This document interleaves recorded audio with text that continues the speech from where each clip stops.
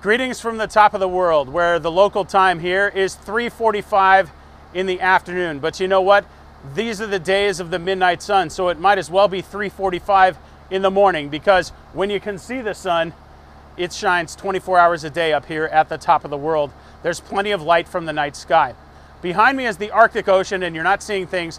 That's an enormous block of ice, otherwise known as an iceberg. The actual North Pole is 1,100 miles that away. Now you're probably wondering, why are we here? Would you believe a football camp at the top of the world on a blue piece of synthetic turf? FBU Alaska on three, be nice and loud. 1, 2, 3, FBU Alaska! And 6 retired NFL players and coaches are here with Football University, FBU, a group dedicated to teaching football technique to the next generation of elite athletes. After touching down on Friday night, the FBU contingent had to stay out of sight until Saturday afternoon. Offensive line coach Irv Eatman, defensive backs coach Perry Williams, quarterbacks coach Chris Miller, running backs coach Blair Thomas, receivers coach Andre Risen, and linebackers coach John Fonts tried to keep a low profile. The local athletes were told they were coming to a football clinic. They had no idea that 6 NFLers had come to the top of the world to coach them. Irv Eatman, all 6'8" and 300 pounds of him, had a particularly difficult time laying low late Friday into early Saturday. Maybe it was that white velour sweatsuit.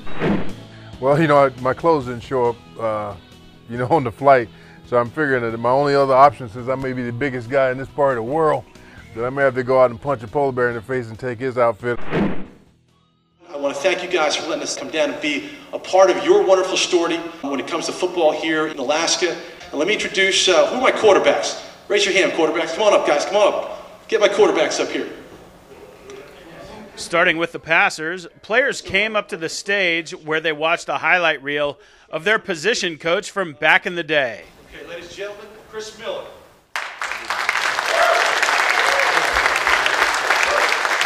It's just seriously amazing. I couldn't imagine a program of FBU's caliber coming up here to pretty much teach Barrow and the surrounding villages on the slope how to play football. It's just, specifically the techniques of football, it's just amazing. Barrow, Alaska, I love it. I've been around the whole world, but I haven't been to the top of the world. And now I'm actually at the top of the world, so it's kind of a good feeling.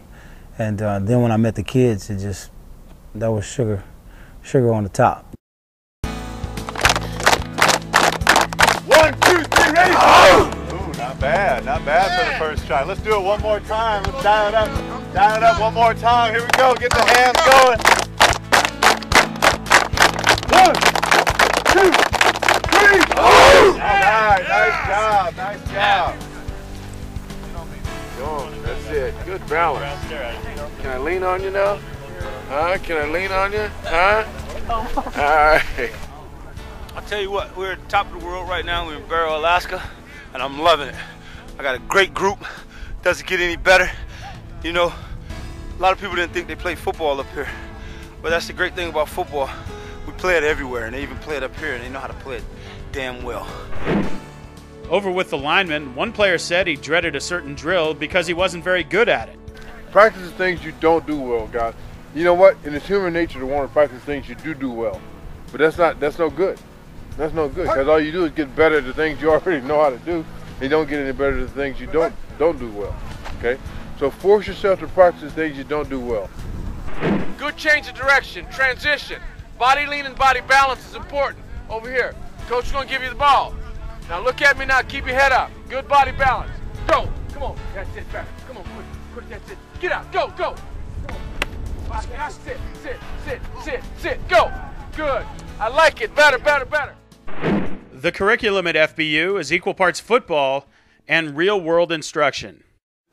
You know, you don't want to destroy your well-being and perhaps your family's well-being by making a stupid decision. You know, trying to be a tough guy. Well, you know where most of the tough guys are? You're in 2 places. You're either dead or in jail. Neither one of them is a real good place to be. Go mad. What did that mean? Go make a difference in your life. Anything is possible.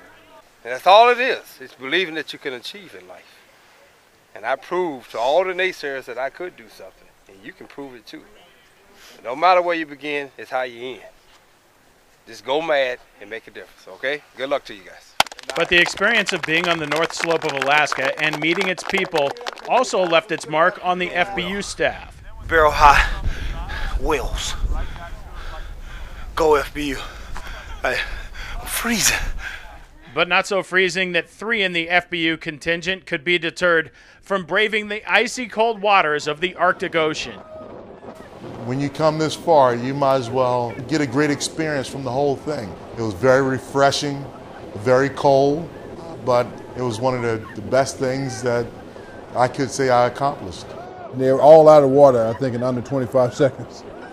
In my mind, they're 3 of the dumbest guys I've ever seen, and probably 3 of the bravest, so I guess you could put the 2 together. Andre, he was impressive. You know, he went down and he didn't hesitate. You know, he got a full speed run and ran in. Matt, he did a nice job going in. He had full submersion, so I was impressed with that. The MVP goes to Blair Thomas. I mean, he went in, dove in head first like, you know, like a real man. I came up from Oregon on 5 different airplanes. Took about a day to get up here. But I wouldn't trade it for the world. I mean, to come up here and see your village, we took a tour on the school bus to get to come up here and see the type of environment you guys live in. You know, we have a genuine appreciation for how y'all live up here. The ice rolling in on the Arctic Ocean was awesome.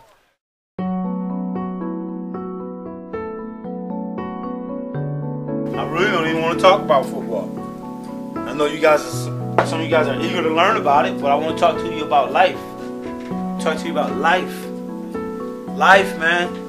As you might imagine, there are not a lot of activities in the Arctic.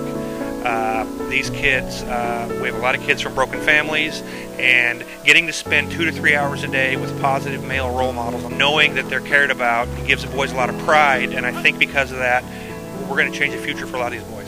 I've always felt like, you know, as a coach, my greatest obligation was to inspire kids to be the best they can be, whether it be on the football field or whether it be in a classroom or whatever.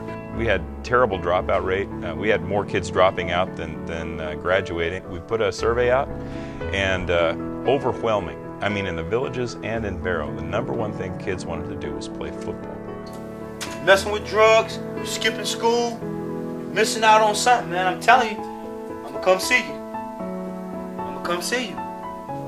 Or I'm gonna have my goon squad here. I got a goon squad here already. I'm gonna have my goon squad see you. I'm telling you. And all of a sudden our attendance rates in the fall went up, our attendance rates in the spring went up, our completion rates went up, our graduation rate went up, and the previous high school principal would tell you she had attributed all to football. Everybody say polar bear on one. Polar bear. Everybody say polar bear on one. Polar bear. Polar bear, baby, the go route. Wait, everybody, don't come.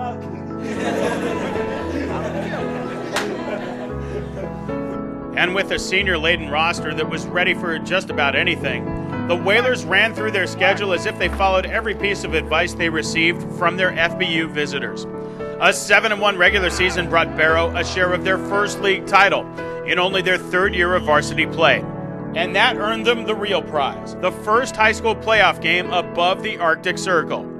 Barrow beat Houston 46-18 to reach the state semis in Anchorage, and that's where the magical season ended with a 6-point loss to Kodiak.